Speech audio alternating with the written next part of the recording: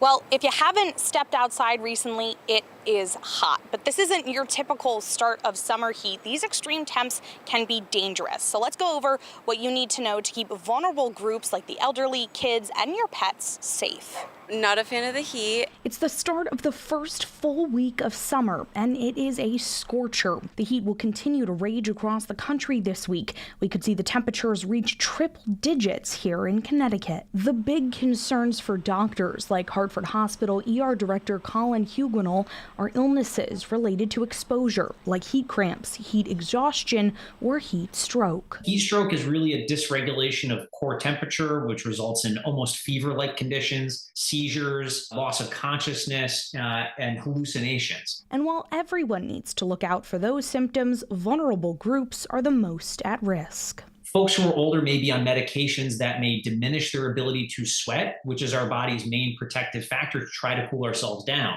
And indeed, they may have mobility issues that don't allow them to get out of the heat if they are exposed to it. Similar dangers for the young, infants, children who may not recognize the effects of heat illness. According to the national nonprofit Kids and Car Safety, nearly 40 children die in hot cars every year in the U.S. Susan Oriema is the vice president of the organization. In about half of those cases, it's where a child was unknowingly left in a vehicle. This could happen to anyone. It's related to a failure of the brain's memory, not if you are a so-called good parent or a bad parent. She recommends having a call-in system with your daycare center, so if the child doesn't arrive on time, they call you. She also says you should make it a habit to leave something you need in the back seat, like your work bag, ID badge, or your phone. So if you get into that habit of always opening the back door when you arrive, this can help to eradicate the issue. What about our furry family members? If you put your hand on the pavement or whatever you're walking, if it's hot for your hand, then it's also hot for them. Local animal hospital Piper Veterinary also warns any dog can get heat stroke, but those with long or thick fur, seniors or young puppies,